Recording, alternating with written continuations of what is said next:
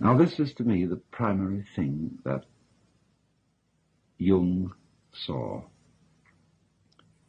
that in order to admit and really accept and understand the evil in oneself, one had to be able to do it without being an enemy to it.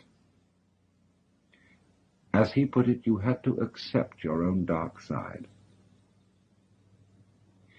And he had this preeminently in his own character. I had a long talk with him back in 1958. And I was enormously impressed with a man who was obviously very great, but at the same time, with whom everyone could be completely at ease. There are so many great people, great in knowledge or great in what is called holiness, with whom the ordinary individual feels rather embarrassed. He feels inclined to sit on the edge of his chair and to feel immediately judged by this person's wisdom or sanctity.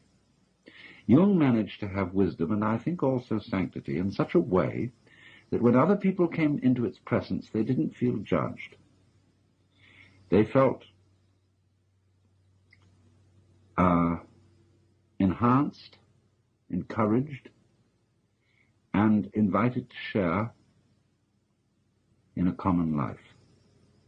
And there was a sort of twinkle in Jung's eye that gave me the impression that he knew himself to be just as much a villain as everybody else. There's a nice German word, Hintergedanke, which means a thought in the very far, far back of your mind. Jung had a Hintergedanke in the back of his mind, which it showed in the twinkle in his eye. It showed that he knew and recognized what I've sometimes called the element of irreducible rascality in himself. And he knew it so strongly and so clearly, and in a way so lovingly, that he would not condemn the same thing in others, and therefore would not be led into those thoughts, feelings, and acts of violence towards others, which are always characteristic of the people who project the devil in themselves upon the outside, upon somebody else, upon the scapegoat. Now this made Jung a very integrated character. In other words, he understood that an integrated person is not a person who simply eliminated the sense of guilt or the sense of anxiety from his life, who is fearless and wooden and kind of sage of stone. He's a person who feels all these things, but has no recrimination against himself for feeling them. And this is, to my mind, a profound kind of humor. Now, there's a very high kind of humor, which is humor at oneself. A real humor is not jokes at the expense of others. It's always jokes at the expense of oneself, and of course it has an element of malice in it. It has malice towards oneself, the recognition of the fact that behind the social role that you assume, behind all your pretensions to being either a good citizen or a fine scholar or a great scientist or a leading politician or physician or whatever you happen to be, but behind this facade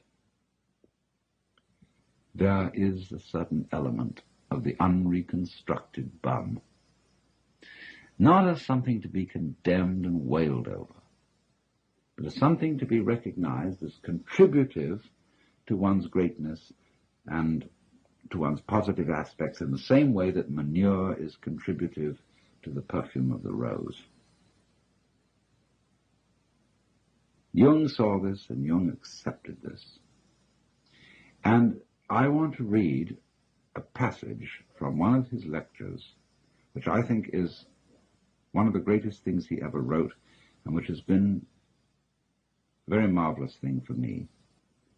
People forget that even doctors have moral scruples, and that certain patients' confessions are hard even for a doctor to swallow. Yet the patient does not feel himself accepted, unless the very worst in him is accepted too. No one can bring this about by mere words. It comes only through reflection, and through the doctor's attitude towards himself and his own dark side. If the doctor wants to guide another, or even accompany him a step of the way, he must feel with that person's psyche. He never feels it when he passes judgment. Whether he puts his judgments into words or keeps them to himself makes not the slightest difference. To take the opposite position and to agree with the patient offhand is also of no use. Feeling comes only through unprejudiced objectivity.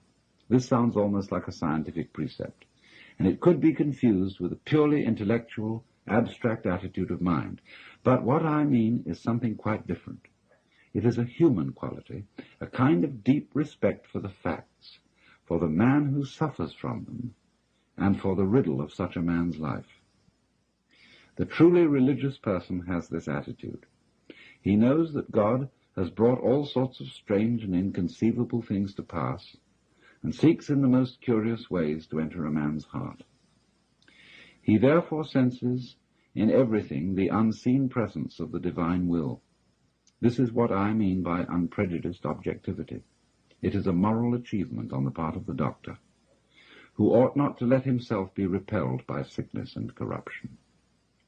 We cannot change anything unless we accept it. Condemnation does not liberate. It oppresses. I am the oppressor of the person I condemn, not his friend and fellow sufferer. I do not in the least mean to say that we must never pass judgment when we desire to help and improve. But if the doctor wishes to help a human being, he must be able to accept him as he is. And he can do this in reality only when he has already seen and accepted himself as he is. Perhaps this sounds very simple, but simple things are always the most difficult.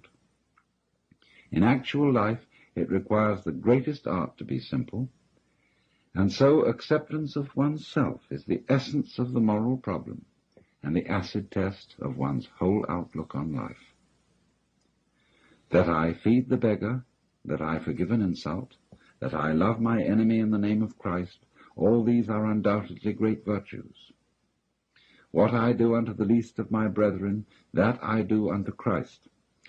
But what if I should discover that the least amongst them all, the poorest of all beggars, the most impudent of all offenders, yea, the very fiend himself, that these are within me, and that I myself stand in need of the alms of my own kindness, that I myself am the enemy who must be loved, what then?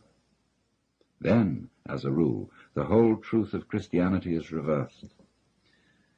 There is then no more talk of love and long-suffering. We say to the brother within us, Raka, and condemn and rage against ourselves. We hide him from the world. We deny ever having met this least among the lowly in ourselves, and had it been God himself who drew near to us in this despicable form, we should have denied him 1,000 times before a single cock had crowed. Well, you may think the metaphors rather strong, but I feel that they are not so needlessly. This is a very, very forceful passage, and a memorable one in all Jung's works, trying to heal this insanity from which our culture in particular has suffered, of thinking that a human being can become hale, healthy, and holy by being divided against himself in inner conflict, paralleling the conception of a cosmic conflict between an absolute good and an absolute evil, which cannot be reduced to any prior and underlying unity.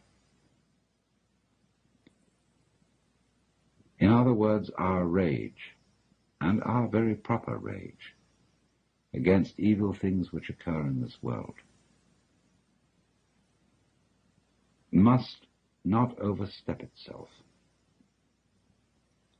For if we require as a justification for our rage a fundamental and metaphysical division between good and evil, we have an insane and, in a certain sense, schizophrenic universe, of which no sense whatsoever can be made.